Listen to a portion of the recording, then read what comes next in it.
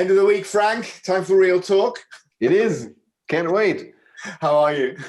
Very good. Thank you very much. So we had the talk about confidence last week, and we got a lot of reaction about it. And this we also labeled it. It's part one because there was more to talk about. Yeah. But we had some interesting comments on it also. Yeah. No, part one of our 10-part series on confidence. Who knows, right?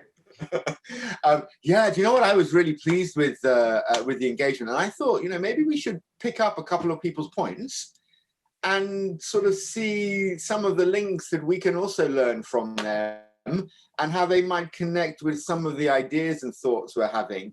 And I was really interested actually in a couple of them. Gabriella commented on how confidence exists in everyone, but it's influenced by education that you receive. And I like the concept of this. She was saying that, the people we come into contact with have this influence, right? The knowledge that we have, the desire that we have to move forward, right? Yeah. So how much do we kind of surpass ourselves as long as we want it, right? Do we push and stretch? But it's about the education that we get, the influences from when we're younger. And she wasn't the only one who referenced this idea that it all starts from way back. And I wondered what you thought about this comment about how confidence exists in everyone, but it's influenced by those early years education. I thought maybe we could unpick a couple of comments first off. I think she's absolutely right with this. When you think of the extreme human, which is a newborn, doesn't have anything to go from. Mm-hmm. And I think as newborns or babies, they're very, very confident.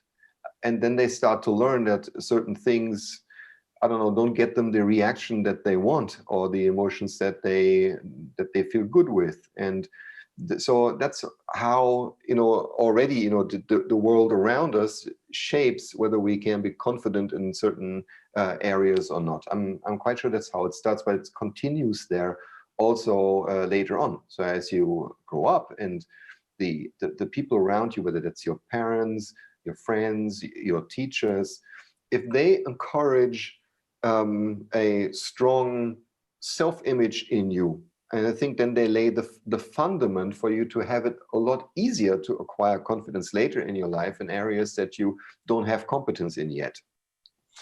Yeah, and it's interesting because it also echoes just a coachee I've been working with, and he was describing, he's an entrepreneur, right? And he was describing someone he knew who had been invested in by his parents, like with this confidence. Everything this kid tried to do, he was encouraged, he was told he was doing well, and this kid just will try anything as a grown-up adult.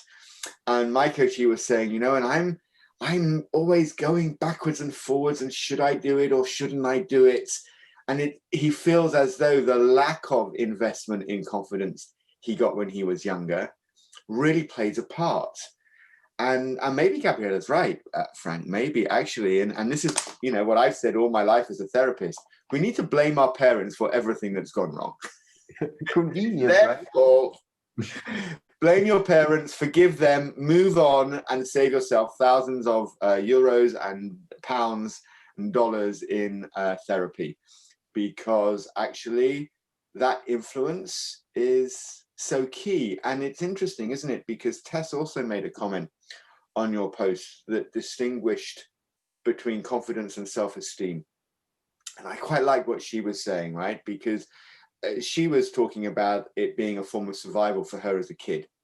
And she went on to say that self-esteem is an internal way of being, to how I feel about myself and how I stack up against my peers.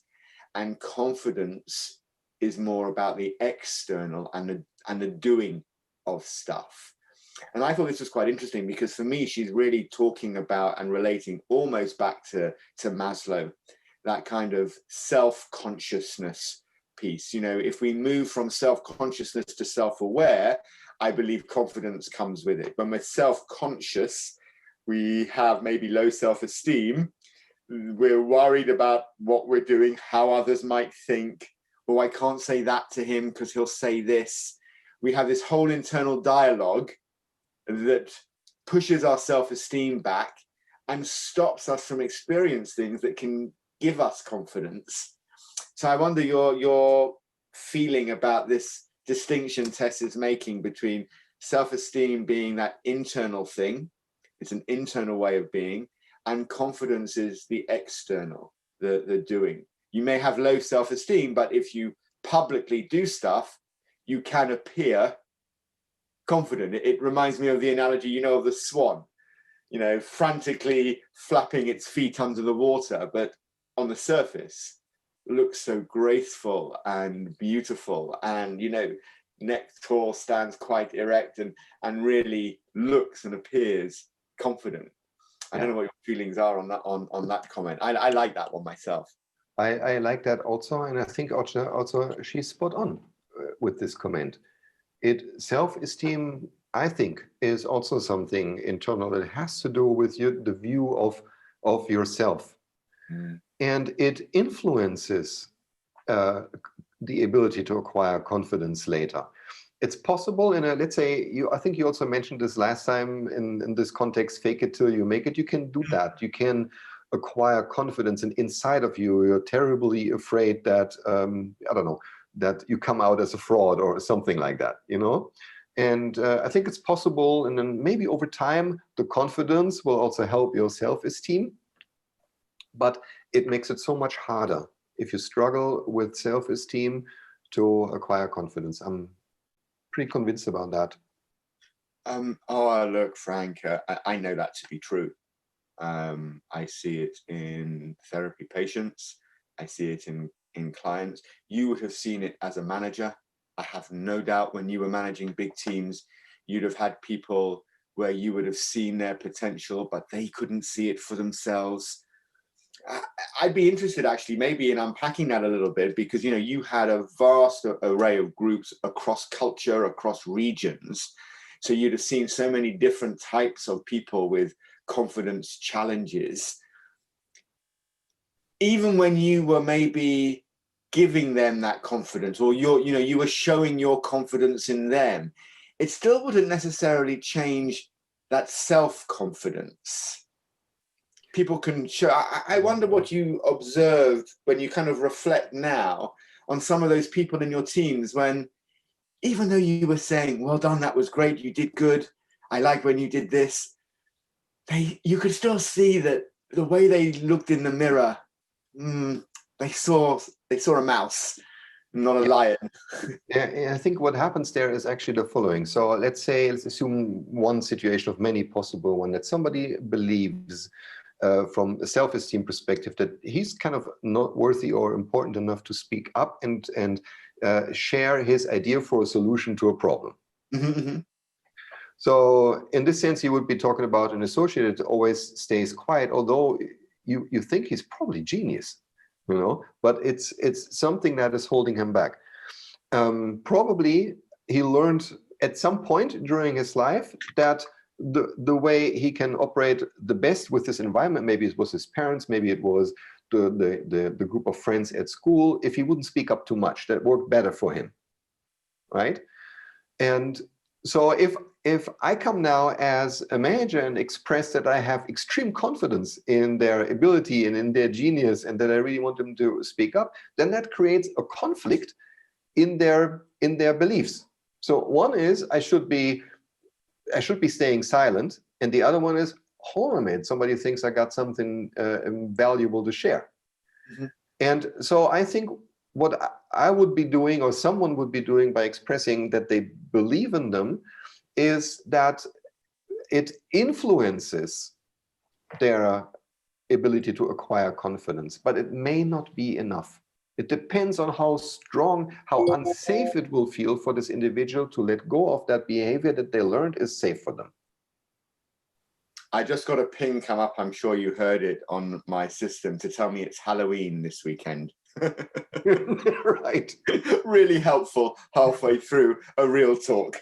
But you're onto something here, because, and this goes back to this idea of self-esteem is something that is internalized. we can't control what someone thinks. We can only take that control over ourselves.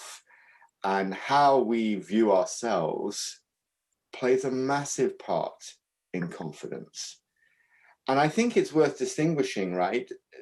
Showing confidence, even when you're not confident, is better than just not showing it at all, because that, not fake it till you make it so much, but the more I show it, it goes to your muscle memory point from last week. You know, I can't get fit just because I get a personal trainer. You know, I've got to do the work, and when I start doing the work, you know, it's not so strong. Here's an example of someone building confidence. I've mentioned her before, my mum. She very proudly told me the other day she's now up to 5 minutes on the exercise bike a day. Wow, congratulations to her.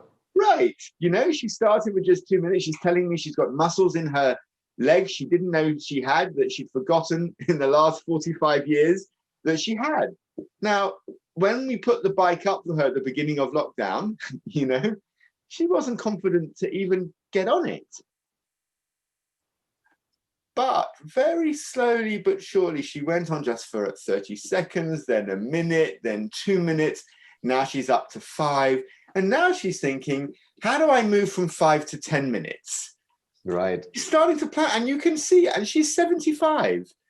So it's never too late to look at this idea of how we feel about ourselves, our belief system about ourselves, and how that drives confidence. And I know you've been sort of playing and thinking about this idea of how do we drive that kind of inner feeling from our belief system to help promote more confidence. I wonder if you want to kind of talk about that a little bit, because I think that's definitely worth unpacking, especially for people who are listening who might feel like, you know, I'm struggling a little bit with the whole confidence thing, especially in today's world, Frank. You know, people are losing their jobs.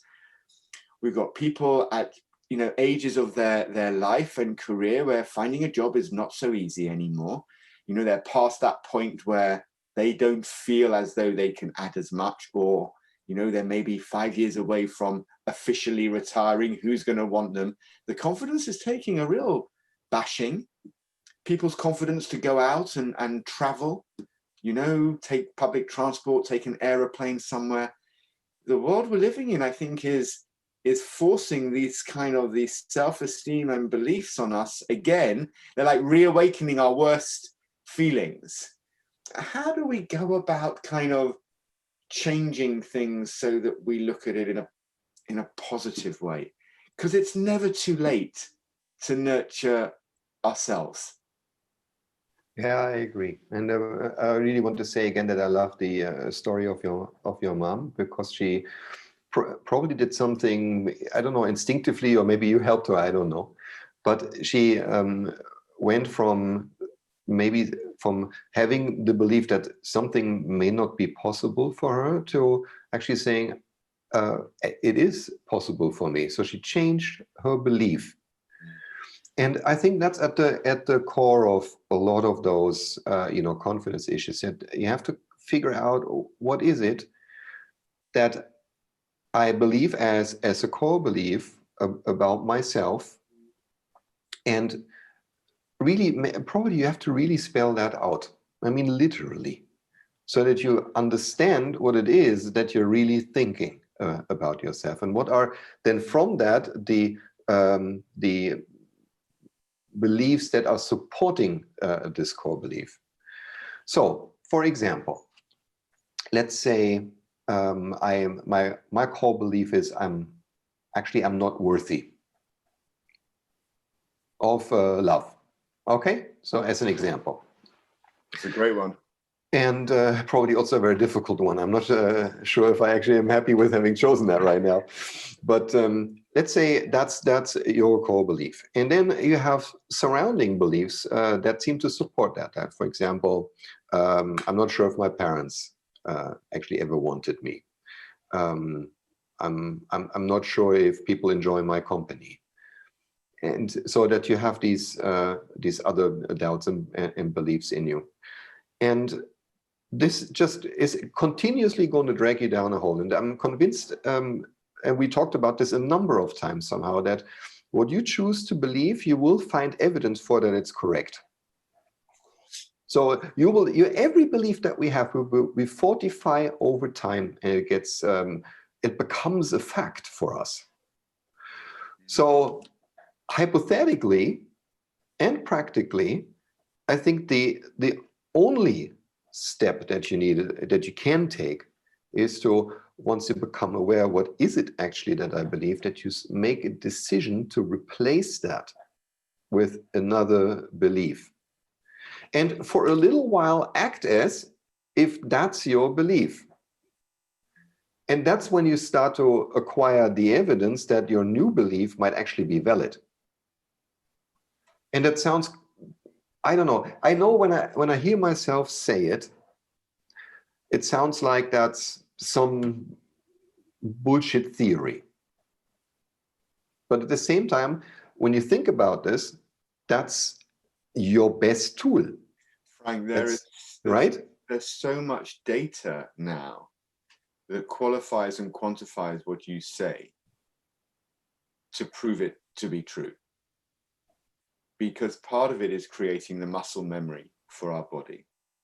I was talking just yesterday with my own coach, and we were just having a catch-up chat.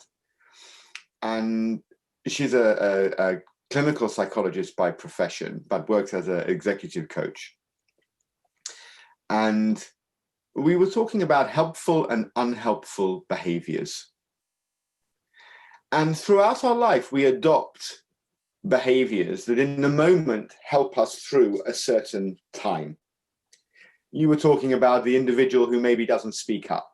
There would have been a moment in this person's life, more than likely when they were younger, when a helpful behavior would have been to stay silent, because that got a positive result. Exactly. And that was then adopted, and it became adopted. And if every day you adopt a behavior, you create the muscle memory. And I like to think of it more like seeds. If you water a seed, it starts to grow. Every time you water it, you help the growth of the seed. So I don't know about you, Frank, but I definitely heard when I was younger, when I was a bit, a bit gobby, a bit talkative. I know that sounds impossible to believe, but I was. And my parents might say to me, Brad, if you've got nothing nice to say, keep quiet. And they just put this seed in my head. Because like you said, as a baby, when we're born, empty heads, right? And every time I hear that, maybe a teacher at school says it, maybe not even to me, maybe the teacher is saying it to somebody else. They're watering the seed. Frank, if you've got nothing nice to say, don't say anything at all. And the seed gets watered and watered and watered. And over years, as you hear teachers and parents and siblings and friends and people reinforce from every aspect of our life, they're watering that seed. Well, if you water a seed for long enough, it doesn't just grow into a tree. It takes root. And once it takes root, that once helpful behavior becomes really unhelpful. And you end up with people who actually, because they've got nothing nice to say, they don't say anything at all. So in relationships, they don't express to their partner when something their partner does isn't quite working for them, because if they've got nothing nice to say, they have to stay quiet. You've got managers who need to give people feedback, but if you've got nothing nice to say, don't say anything at all, so they don't give the feedback on performance. And it starts to permeate nearly every aspect of the life. And then what happens is it limits your self-image, so you go back in this circle and you reinforce the belief. So this idea of self-image and our limiting beliefs is because we've watered them as seeds and we've nurtured them. If we showed as much care to nurturing the new belief, I have got something to say and I can find a way of saying it. You know what, Brad? I think that everyone who is just listening to what you just said will have a movie going on in their head with memories of exactly the pattern of things that you were just describing. I just had it myself too. Really? Yeah. Yeah. And I'm wondering, on a more philosophical comment, is when would actually be a great time in everyone's education that they would learn about that dynamic, so they become aware of it before, thoughts that are not helping, self-doubt that's useless and limiting actually starts to fester and becomes such a big problem? Normally, from a psychological perspective, around 6, 7, 8 years old, we start to become a little bit more self-conscious. It's when we start to recognize our friends at school who've got nicer trainers than us, or this one's got a mobile phone. So it's the period where we start to become self-conscious. If we could start to teach young children in the kind of age 5, 6, 7 about healthy self-image, self-belief, and belief systems, I think that would be fabulous. Because Right. once you move beyond self-consciousness and then you go into kind of the hormonal changes between 10 and 15 on average, then it becomes challenging, because it's the job of every teenager to be like really moody, right? It's a rite of passage. Kind of their definition. It's a rite of passage. Yeah. But if we were more self-aware rather than self-conscious as we approach that time, because our bodies are changing, we become really acutely aware of everything that's not right. If we've been taught about image and belief systems before all of that happens, then maybe we don't sit there in our room as a 14-year-old boy, Frank, thinking nobody wants to hear what I've got to say. Yeah, how sad is that, right? Yeah. And but but I think, again, I'm right now fascinated with your answer to my question. I was thinking that the persons at the age of 6 to 12, something like that, who still have the most influence over you and the beliefs that you create and so on, are your parents. You spend the most time with them. They are your role model until that time. And the problem is, what would the parent who truly believe that, Brad, if you don't have anything nice to say, then don't say anything at all. Maybe that's one of the things that they would value as a behavior, and you overinterpret this in your mind as a kid and saying, right, I got to stay silent on everything. So at the people that could teach you are at the same time those that are probably guilty of, not in a deliberate way, but they're actually the ones who are planting the seeds and watering them. They're trying to teach us right from wrong. Yeah. They're actually trying to teach us a values-based system. And actually, if you've got nothing nice to say, don't say anything at all. There's some truth to some parts of it. Yes, absolutely. It's not completely wrong. No, but in an extreme understanding, basically, unless I've got something good to say, I should stay silent. Right. Exactly. And that can't be right. No. I definitely didn't interpret it like that, because I was still doing this through my teens. But it's not just parents, Frank, because I think it's teachers as well. I think education systems. Yeah, that's right. Around the world have a huge. Spend a significant amount of time once you're in school with teachers. Right, 8 hours a day you're in school. Right. And I think our teachers have a huge influence over trying to teach us those, or help us with those belief systems. But again, how many teachers through your primary and then your secondary level education really, when you look back, had a super influence over you, like a real positive influence? In the context of confidence? Yeah, like helping you see the world in a way that was positive for you, unlocked something in you that tapped into what ultimately became confidence. I think none, to be honest. Right. I mean, it may have happened accidentally with something that inspired me that they would have said, or something that they were teaching, but not deliberately, not at all. I don't think so. It's not on the agenda. And I can think of one. in my secondary school. Lucky you. Yeah, yeah. Richard Blanche was his name. He was an English teacher.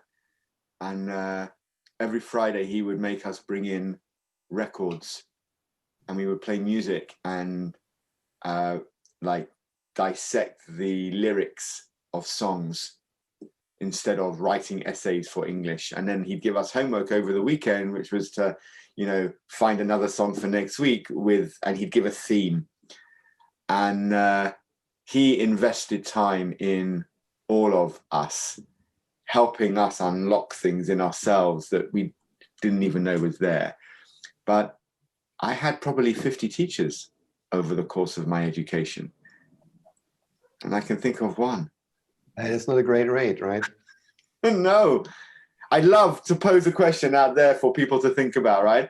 Yeah. Like, who really unlocked their potential? And because later in life, Frank, it's the managers. So when you go to work and you take a job, it's then down to the managers of those people who become like the teacher influence. And I often find myself, you know, on leadership workshops, inviting the people in the audience to consider, you know, which leaders unlocked you, which ones inspired you. Because if you can inspire people, you can unlock the idea of self-image, self-belief, the ideas of, you know, real ambition. Yeah, that's exactly, I think, how it works in the work environment. And at the same time, the opposite is also true.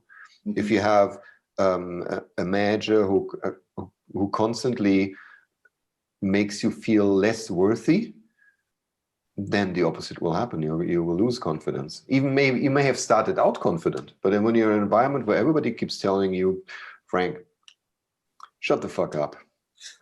You know, over time, what does that do to me? If you've got nothing nice to say, don't say anything at all. Yeah. It's an awkward version of that expression. Yeah, exactly. Right. But Frank, hang on a minute then. I want to turn this on its head, because what about, so I've known you for, you know, many years now. I've known you working with teams. I've seen you rolling with your teams. One of your strengths that your teams would say is that you invest your energy in helping them build stuff like this. This is why we end up talking about these topics. So what about those people where you were trying to make them build their confidence, build their image, help them with their beliefs, and they just still didn't get it? They just did not, say again? Still didn't get it. They still didn't get that confidence. They didn't believe you. Yeah. Look, just yesterday, I had a long conversation with an ex-associate of mine, and we were talking about the last time we were working together, so the last years where we were working together. And we were talking about that. We were talking about the management styles, the encouragement, and I'm glad he expressed to me that he was grateful for me believing in him, giving him the liberty to develop, to find solutions, and so on, to get better at what he does. And it's true that I think one of my main goals always was, conscious or not, to actually use my energy to encourage other people. Mm-hmm. That's true. Now, it didn't always work. Now, coming back to your question. Right, so sometimes that was just simply not enough. So practically speaking, you have two choices. Either you give up and just accept, okay, so not everyone is willing or cut out right now to actually, or maybe it's not the right time in their life to, you know, unfold and unlock, because there's maybe too much going on. To be honest, I have to always admit, I don't know what's going on in people's lives. Not or in their mind, even, you know, I don't know. So I can try and encourage, and sometimes I can also challenge and say, you know what, I know you're uncomfortable with this, but I really need you to do this and this and that, and in that moment of time, I know you're going to hate it, but I need you to do this. And then sometimes that was already creating this evidence that I was talking about earlier, that the other person did not believe in. Mm-hmm.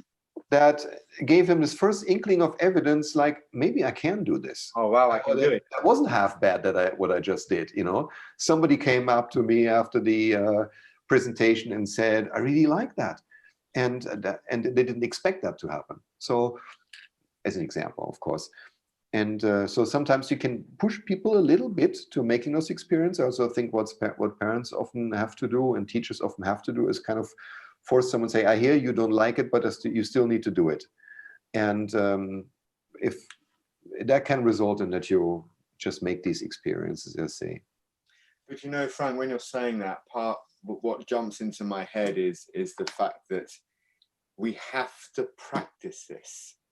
If we're going to try and grow our confidence and grow our self-esteem, well, the self-esteem we have to work on.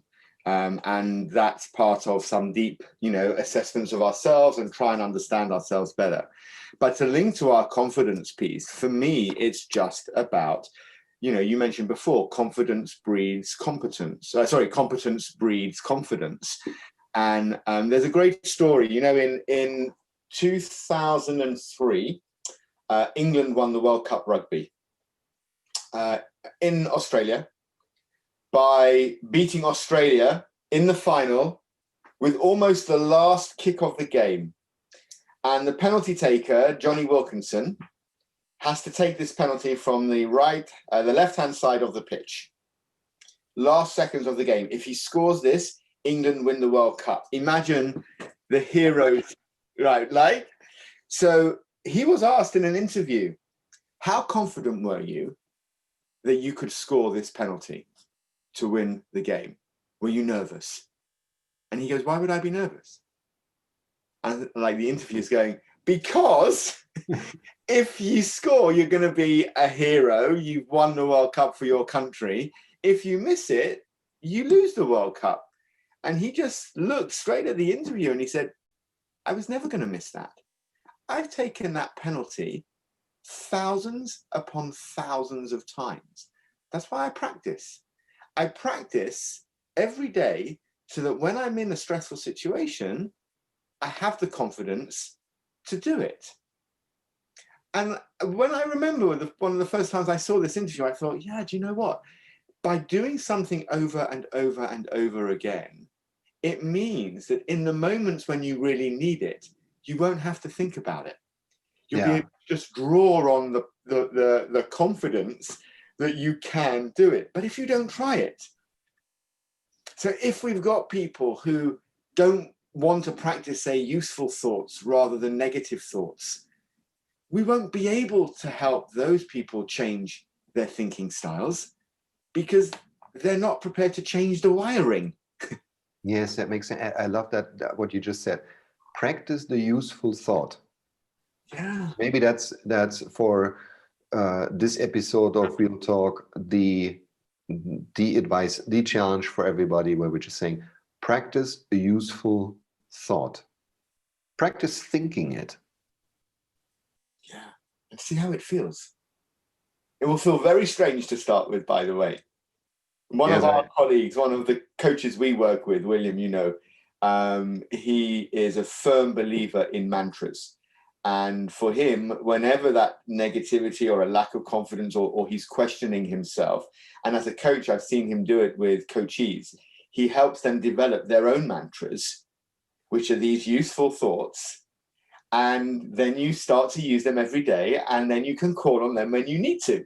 And it's day by day by day, one day at a time. Right. And I understand. Let me just say, I understand that people who may be hearing this right now, maybe they could doubt that this would work. But I would challenge everybody to just say, because what do you have to lose? Try it for a week to nurture a useful thought. You have nothing to lose. If it doesn't work for whatever reason, yes, you've been right, it was bullshit, okay, don't do it again, but try it and see. It costs you nothing, you can do it in secret, you don't have to tell anyone about it. Try it. And Frank, to your point, if when people are trying it, a negative thought comes into their head, or they kind of find themselves telling themselves off for being silly or not believing it, remember that for everything, there is an opposite. So there's always an alternative truth. So if you have a negative thought, actually, we can't stop the thoughts from coming in.